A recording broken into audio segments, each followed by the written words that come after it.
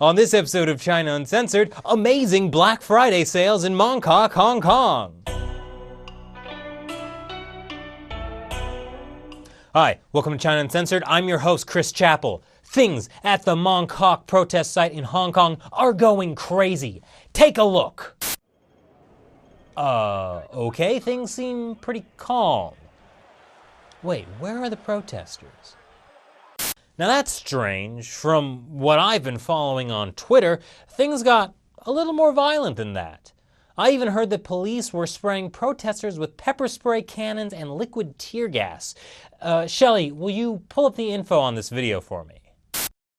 Oh, CCTV. We meet again.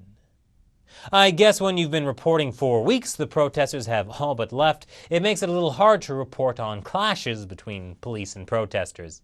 Let's see what really happened in Mong. Aha, funny. CCTV didn't show any of this. Oh, there's the liquid tear gas. That's great. The problem with tear gas is you could run away from it. This is much better, really. It kind of clings to you. Police were apparently also shooting pepper spray out of those cannons because why choose one when you can have both? So thankfully, we're not in mainland China and can get good reporting on the situation in Mong. What really happened was a case of erupting scuffles. That sounds a little gross. Maybe let's look for how other media are reporting on it. Scuffles, scuffles, scuffles. Wow, when media latch onto a word, they really stick with it. All these kerfluffles aside, here's what happened. The Mong protest site that has withstood many battles over the past 2 months, in just 2 days, with a final 90-minute push this morning, was clear. Bailiffs arrived early Tuesday morning to clear part of the Mong protest site, specifically Argyle Street, after a court upheld a restraining order filed by a minibus company. Because when an authoritarian regime that commits genocide against its own people threatens to devour your way of life, making sure a minibus company can operate on this one tiny street corner is definitely the government's most important business of the day.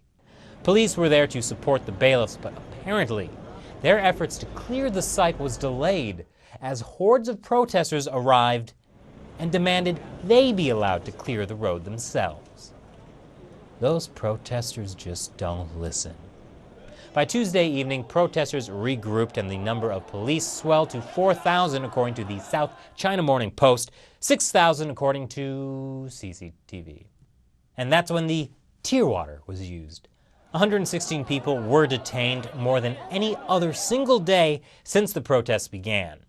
Police and protesters ended up moving through the streets of Mong, chasing and confronting each other until early morning Wednesday, when a group of about 80 people in red hats wearing I Love Hong Kong t-shirts came to clear the main site. Apparently, they were maybe fulfilling the court orders? Let's see what student leader Joshua Wong has to say about that.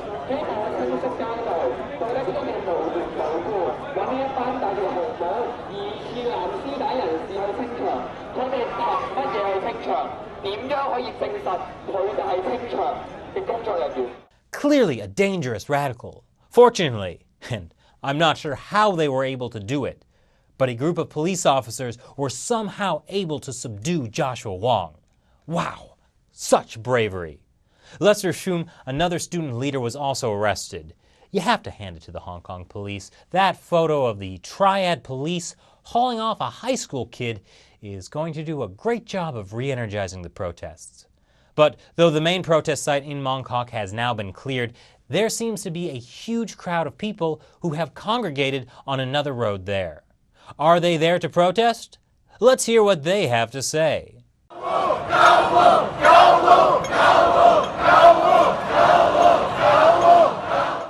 Oh, they're saying they're in Mong to shop. Look at that initiative. These aren't protesters. They're obviously just eager Black Friday shoppers trying to get a head start on the sales. Wait, what's that, Shelley? They don't celebrate Thanksgiving in Hong Kong? I should have known they weren't Black Friday shoppers. They're way too polite and peaceful. Nobody's even getting trampled. So why are they so eager to shop then, if not for the biggest deals of the year?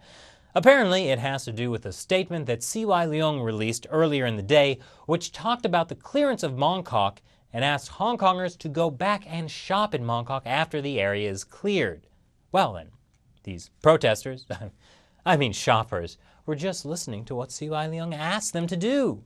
They're just being good citizens, really. Earlier today, we heard from some of the Mongkok protesters we met a few weeks ago. Gary, who gave me body armor for the protests, said that he just happened to be in Mongkok and wanted to buy one of those nifty selfie sticks in an electronics store. Unfortunately, due to the police presence, all of the stores were closed. I guess the police haven't read CY Leung's statement yet. Come on, let the people shop. Just a note that as we record this episode, people are still attempting to shop tonight in Hong Kong. For the latest updates, follow China Uncensored on Twitter. Thanks for watching this episode of China Uncensored. What do you think about the exploding scuffles in Mongkok and the future of the umbrella movement? I mean, the Hong Kong Black Friday shoppers. Leave your comments below and be sure to subscribe and share. And while you're at it, check out the Facebook page and Twitter for more. Once again, I'm Chris Chappell.